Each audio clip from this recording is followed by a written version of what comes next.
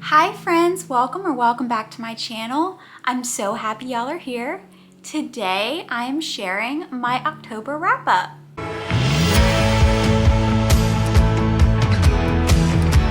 Okay, so October was a great month of reading for me. The majority of the books I read were at least 4 or 5 stars. I did have 1 3-star, which surprised me. So I do want to start off by saying I was not able to read all of the books that I wanted to read, but that's okay. I still feel like I did pretty good. I only could read the books for my readathon that I was a part of for Fox and Wood, so I still think that's a win. I'm glad I was able to finish the readathon. I was nervous that I wasn't going to be able to because half the time I don't have the time to finish readathons, so I was super proud of myself that I did actually finish the readathon. So overall, I was able to read 7 books, and I have to say, I think that's pretty damn good. I'm super proud of myself. Didn't think that was gonna happen, but I did it, and I can toot my own horn for that because that's usually very rare that I'm able to read that many books in 1 month. Having a 1-year-old makes it a little difficult, so I'm super proud of myself. So let's start off with my favorite read of October. It was amazing, and the book is called How Does It Feel? I'm gonna put a picture up here of what the cover looks like because I did read it on my Kindle, so I don't have the physical copy of the book, which I'm going to rectify. I'm going to buy the book because it was just so good and I most likely will reread it. And any books that I do really love, I want to have the physical copies. I love my Kindle. I love reading books on my Kindle, but if I find a winner, I have to buy it. So that being said, I do want to share my Kindle. I think it's rather adorable, so we have to share it. I love all the stickers that I found. They're super cute. And I love the little poppet. It's like in the best place for me to hold it. And I just love that. So if you want to know where I got everything, just ask in the comments below and I'll tell you. I'm pretty sure a lot of it was from Etsy. I think almost all of it was from Etsy. I can send you like the links to the shops and stuff. So just ask. But anyway, I digress. So How Does It Feel by Jeneane O'Reilly. So it's about 361 pages. It was an adult fantasy, like kind of dark romance. And that was right up my alley. Thank you, Book Talk, because this is how I found out about it. Y'all, this book was so freaking good. It was so freaking good. It has made my top favorite books of this year. I don't know what that's gonna look like. I don't know if it's gonna be 5 books. I don't know if it's gonna be 10 books, but it is on that list. And I wasn't expecting that. It's so funny because like I talked about it with my husband and he was like, oh my God, you're really harping on this book. And I was like, because it's amazing. And it's sad because I'm sure some people will read it and they'll be like, this is just some basic story. It's not even that great. But to me, it was great and I loved it so much. It was literally hands down a 5-star read for me. It was so good. It had the right amount of spice. I loved it. It was just so good. Okay, so I'm sorry if like I'm a little lopsided now because my camera decided to act up and like almost like completely tip over. So sorry about that. And sorry if I'm like in a different position now. Anyway, this book has the villains you love, but then still hate, like forced proximity, dark fae, a good bit of spice, and it's like the perfect amount. It's not like overkill. It literally has everything I love in one book. I was not expecting that.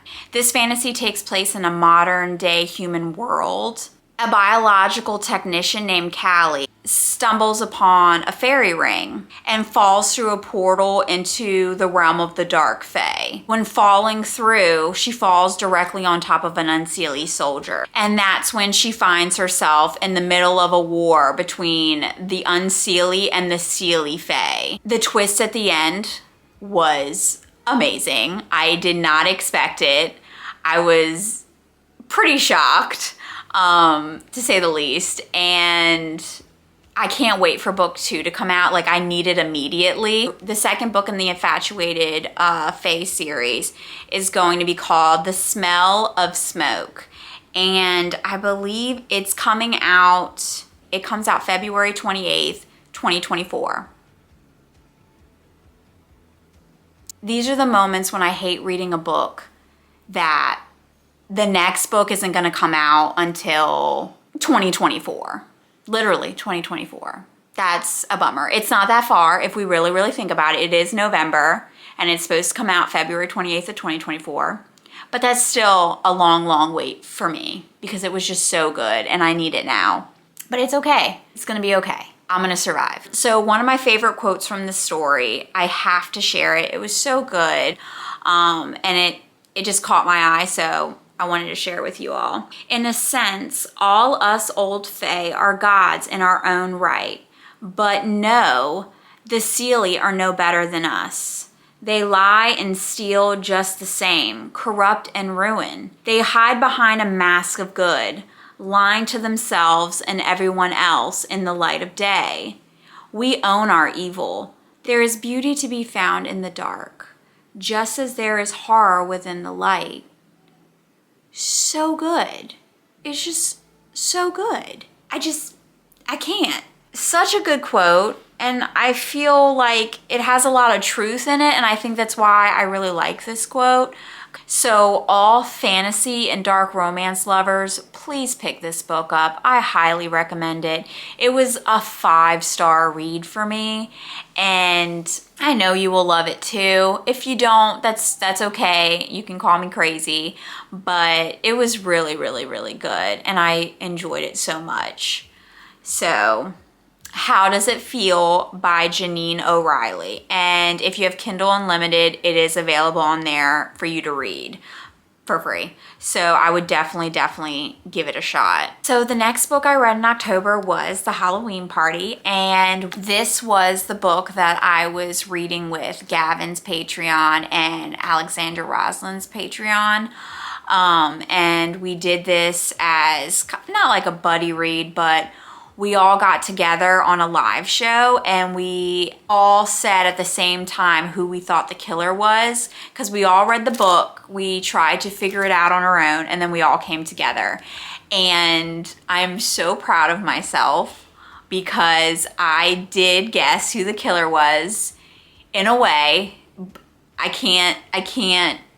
don't want to spoil it, but I did guess who the killer was, and I was so proud of myself. It was about 336 pages, and it's an adult mystery thriller. This book was about Poirot solving a murder of a 13-year-old girl named Joyce Reynolds at a children's Halloween party. I was really not expecting that, but a kid being murdered, I was like, damn, Agatha, damn.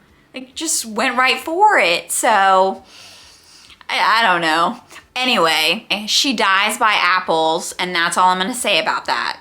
She dies by apples. So Joyce, earlier that day, was talking to people that were setting up for the Halloween party, and she was saying how she witnessed a murder. Not real smart on her part to just be sharing that she witnessed a murder. Who does that? I would never. And she said that she witnessed this murder like a long time ago.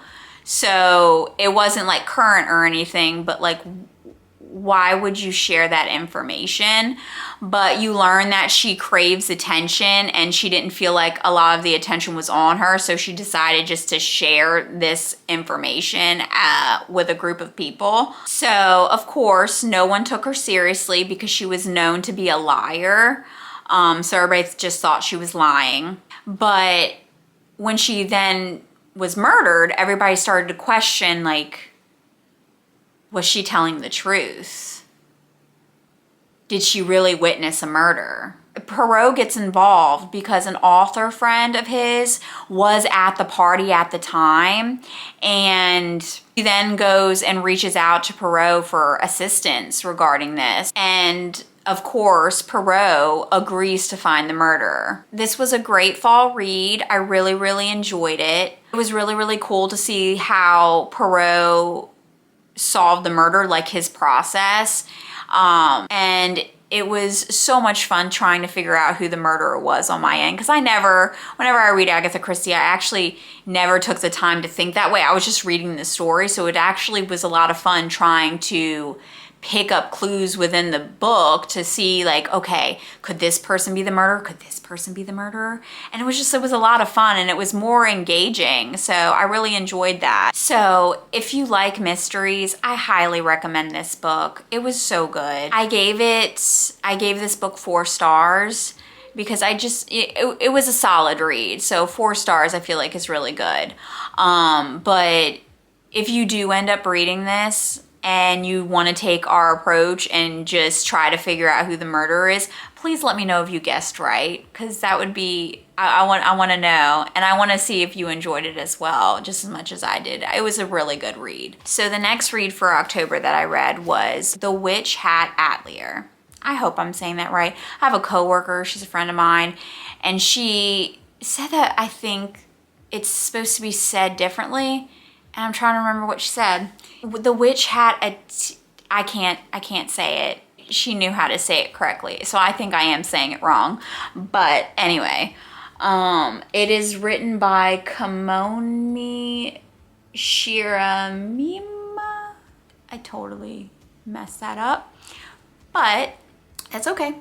It's a really hard name to say. This book was about 208 pages, and it's a manga middle grade. It's a cute and whimsical read, and I enjoyed it. It was fun, lighthearted, and the artwork in it it's beautiful. I'm gonna just show you some of it here. Like, look at that. It's stunning. Like, I wish I could draw like that. So I'm just gonna give you like a little brief summary. I'm not gonna, spoil anything overall. But the story was about a girl who wanted to become a witch, but she always thought that you were supposed to be born a witch, like you couldn't just learn how to be a witch. Well, she soon finds out that that is not the case, and she gets herself in like a little bit of a sticky situation, and she has to learn how to use magic to save the ones that she loves. And the beginning part was a little sad, but overall it was such a good story. I really enjoyed it. I gave this book about 4 stars, and I highly recommend it. If you like manga, middle grade, I recommend it. And I'm looking forward to book 2. I think that there's a couple volumes in this. I'm not sure how many, but I know there's volume 2, so I'm excited to pick that up.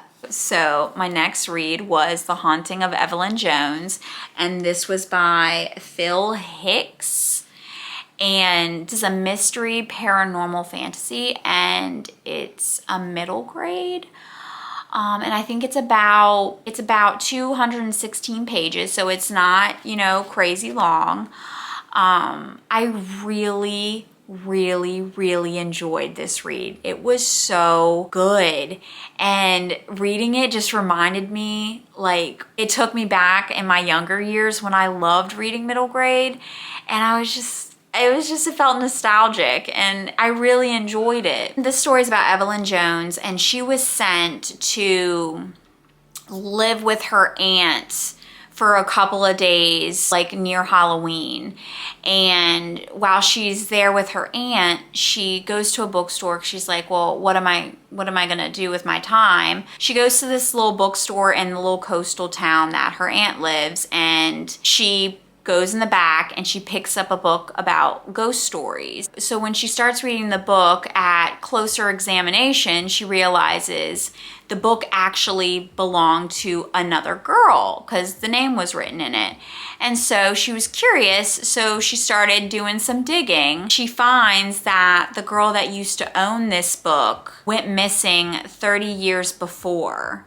That already creeps me out. So, and then strange things start happening to Evelyn, and it's like, it's that moment when you start to think, is Evelyn going to end up like the girl that went missing all those years ago? Ooh, it was a ride. The Haunting, there were these creepy scarecrows in it throughout the book, like really creepy scarecrows. I hope I never see anything like that, because clearly I'm a chicken. I'm reading a middle grade and I'm over here getting goosebumps. I'm still really shocked that this book creeped me out so much. Like, I don't know if I can read an adult paranormal book or mystery or horror if this middle grade like scared me a little bit, and it's a middle grade. So I'm like, I don't know. I'm still gonna try, of course, but if this creeped me out, I don't know where I'm gonna be. I don't even know if I'll be able to finish one. It was such a great read for spooky season. The setting was perfect. It didn't just freak me out. Some of the parts in the book actually had me crying. So that's another tell that it deserved to be 5 stars. I'm looking forward to reading the next book in the series. I believe it's actually in here. The Bewitching of Evelyn Jones. That's the second book in the series, and I'm looking forward to reading it. So the next book that I read in the month of October was RavenFall by Kalyn Josephson.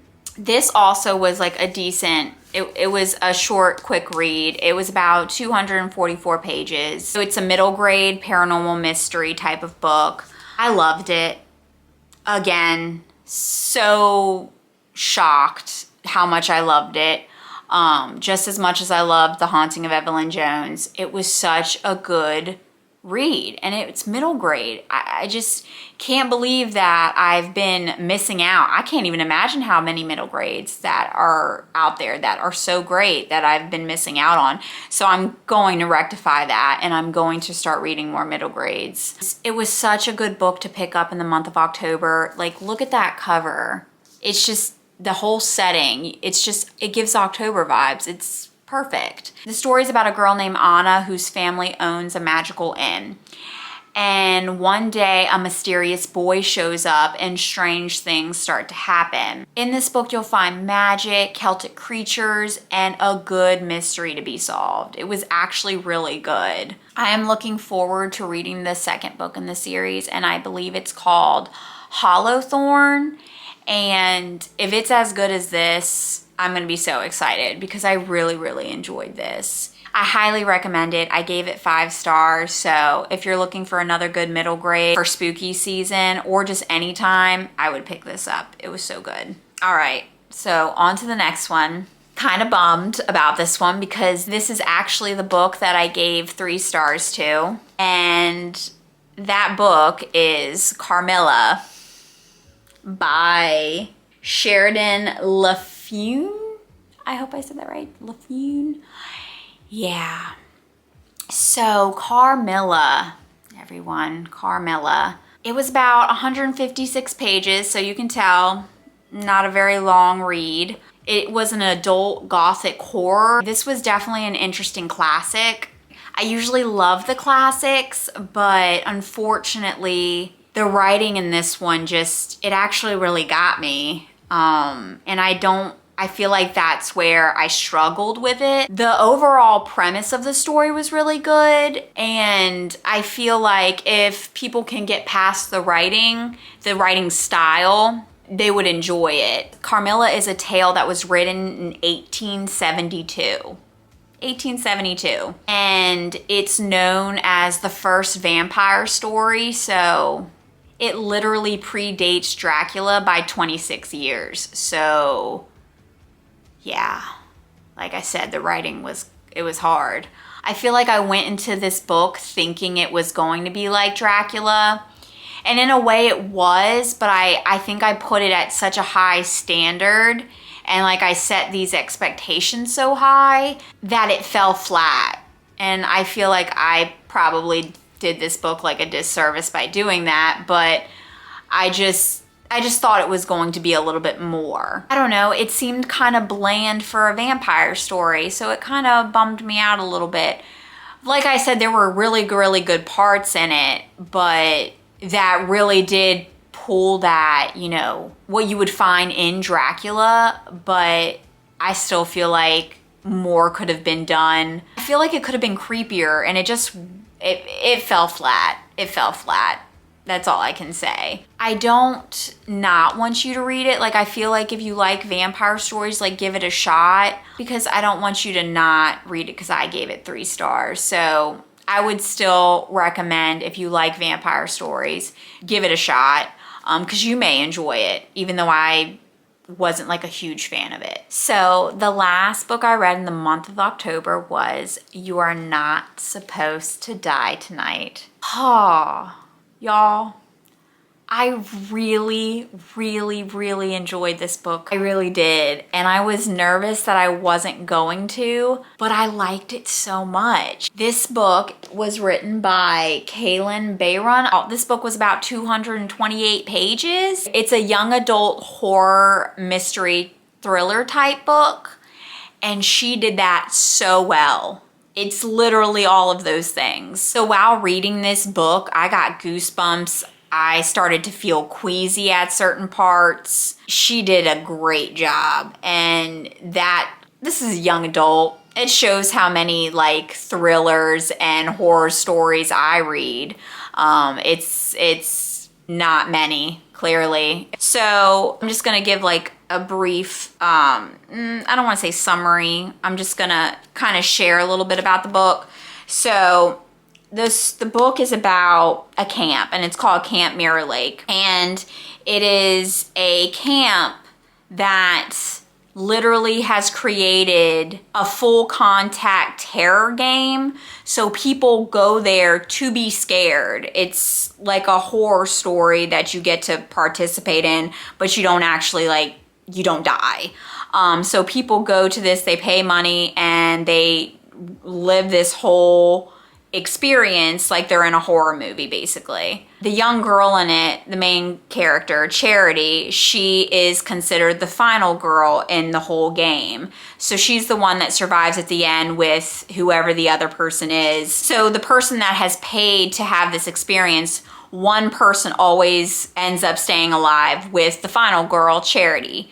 And they basically will be the ones that win the game because they survived. The whole camp premise is actually based off a slasher film in the book called The Curse of Camp Mirror Lake. So on the last weekend of the season, shit hits the fan. This game no longer is a game. When Charity's co-workers start disappearing and one turns up dead, they all try to rally together to try to figure out who the killer is so they don't all meet the same fate. This book kept me on the edge of my seat. I don't think I can ever look at an owl the same ever again. You'll find out why. The ending had such a huge twist, and it actually pissed me off and made me sad at the same time, which is interesting in itself. I cried. I'm not gonna lie. I cried. I truly didn't see it coming. This book is the first thriller I ever read, and I gave it 5 stars. 5 stars. 5 stars. So good. Kept me engaged.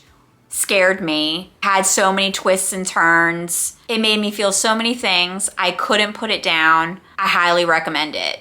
It is so good. I know it's young adult. A lot of people read, adult thrillers, adult mysteries, and I get that. But this young adult one was actually really, really good. And I guess I can't say much because I don't have anything to compare it to because this is my first thriller, but so good. It was so good. It's such a strong, strong story, and I highly recommend you pick it up. So that's a wrap. Those were all my October reads.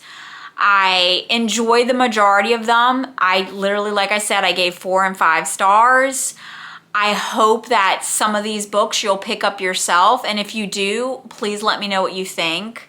I would love to hear what you all have to say. I hope you all have an amazing rest of your day. Until next time, bye.